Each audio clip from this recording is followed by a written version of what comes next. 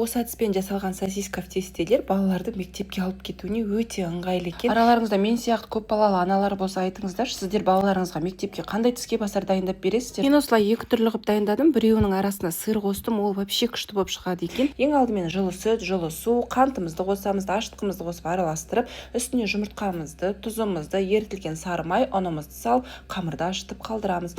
Қамыр көтерілгеннен кейін мен теңдей екі бөлікке бөліп алдым. Одан кейін кішкене осындай бөлікшелерге бөліп, видеода көріп тұрғандай форма беріп алдым да, ұзынша етіп, дөңгелетіп, осылай барлығын қойып алдым. Бетіне жұмыртқаны жағып, пакет кигізіп, жарты сағатқа көтерілгенше қалдырамыз. Келесі форма осылай нанды жазып аламыз. Екі шетіне сосискаларымызды қойып шығамыз. Ортасына кетчуп пен майонезді араластырылған соус жағамыз. Сыр саламыз да дәл видеодағындай етіп ораймыз. Видеодағындай етіп теңдей бөліктерге бөліп алып, бетіне жұмыртқаның сарысын жағып, кунжут сеуіп пісіріп аламыз. Бағанағы көтерілуге қалдырған нандарымыз дайын. Үстіне сосисканы қоямыз, майонезді жағамыз да духовкаға салып пісіріп аламыз. Дайын болған сосиска в тестенің бетіне мен сияқты соус сеуіп ұсынсаңыздар вообще күшті болып шығады. Балалардың жегеніне де мектепке алып кеткеніне де өте ыңғайлы. Осында екі түрлі сосиска в тесте шығады. Біреуінің ішінде сырмен вообще ерекше болып шығады.